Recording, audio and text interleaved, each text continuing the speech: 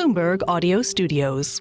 Podcasts, radio, news. As we continue our coverage right now of live events, and who better than talk to than the man behind Mohegan, of course, as the big casino company. And of course, they run a lot of big events as well, including the WNBA's son, CEO and President Ray Pineault, joining us right now around the desk here in Studio 2. Great to have you here.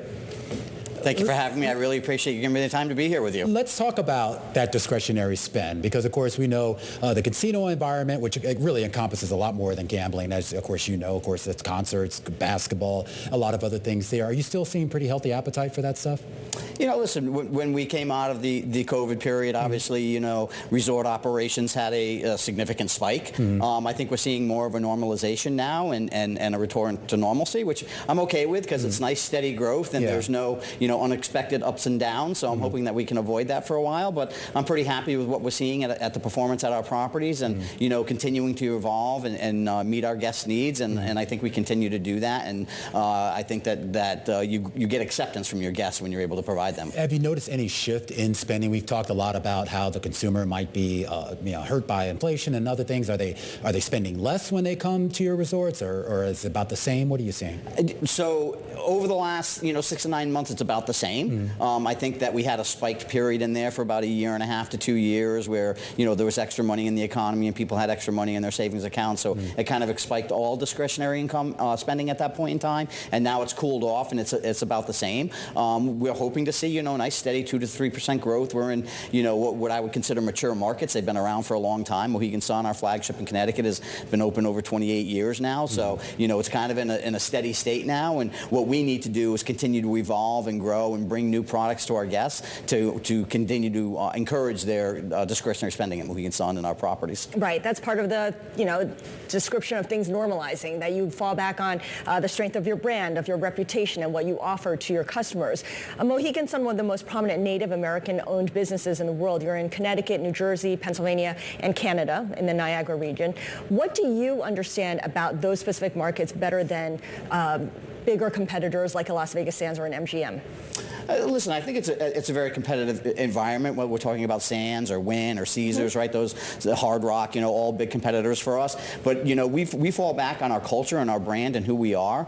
We never sacrifice who we are when we talk about our culture and making sure that it's a team and family environment. We talk about our team as our team. We're all in this together, and we work about this together. And what's important to us is making sure we bring our culture to wherever we go. But as we're going into these new jurisdictions, we're also mindful of the jurisdictions we're going into. We have to be mindful of their culture. We have to be mindful of the way that they do business while bringing our culture there and being mindful of that. Okay, so one of the jurisdictions you're looking to enter is New York City. What is the latest on your pitch to win a downstate casino license? So obviously it's a crowded field in New York City. You know, we have a pretty definitive timeline, we think, right now that the state has laid out for the bidding process. We've been working diligently on putting our response into the RFA, and we know that we'll have that ready come June time when we think they're going to call for the RFAs. We have the largest undeveloped land in New York City. It's almost 7 acres right off the FDR Drive. Tremendous access when you think about the ease of access of getting to this piece of property. And, you know, we've been in the New England region for 28 years. We know the consumer. We know what they're looking for. We know how to appeal to the New England guests. That's where our flag has started. That's where we're from. So we understand the New York market. We understand this entire region, and I think that we have a very competitive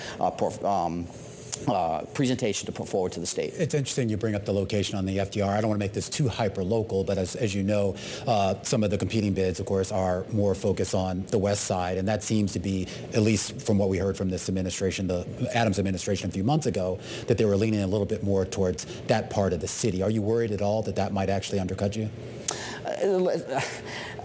It's going to be a competitive process for me, right? I mean, I don't think there's any given in any of this. There's at least 10, 12, 14 competitors that are going to be going for it. And they're all formidable competitors, so I don't want to diminish anything that anybody else is doing. What we're going to do is put the best product forward that we possibly can. We believe we have a very compelling project that is going to rank with the best of any of them. And we're going to provide not only that, but we're also going to provide the city with affordable housing and a museum, along with park space, things that are badly and sorely needed in New York City. So we think we have a compelling project. What what ultimately happens is we're going to put our best foot forward. We believe that we're the best project for New York City, but ultimately, all we can do is put our best foot forward and then let the process play itself out. All right. Speaking of expansion, you also recently opened a $5 billion integrated resort called Inspire in Seoul, South Korea.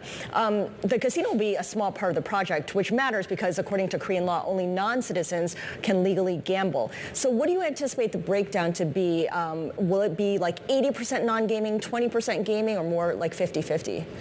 So right now we're targeting more of a 50-50 break. It is a much smaller casino when you think about U.S. casinos where, U.S. resorts, I should say, not casinos. The casino is a larger portion of the overall footprint. That is not true in Incheon where we are. It's a much smaller footprint. In fact, the number of slot machines that they have there is only about 1/5 of what we have in Connecticut, but the number of table games is about the same, if not a little bit more. In the Asian region, they're much heavier table games players than they are slot players, but we're also banking on all the amenities that we're bringing there. So when you think about all the dining, all the shopping, we have a water park that's there. We have a 15,000-seat arena. We have 1,200 hotel rooms. We obviously have our spa. We have a convention center. So it's not just relying on the gaming aspect of it, because as you pointed out, Scarlet, this is a foreigners-only casino. We're also attracting this 25 million people that live in the greater Incheon, Seoul area that we're bringing out for all the other amenities, including the outside park that we have that people can come and enjoy. Just real quickly, and we only have about 30 seconds left, but I do want to circle back to your property in Connecticut, and specifically with the Sun, the women's professional basketball team.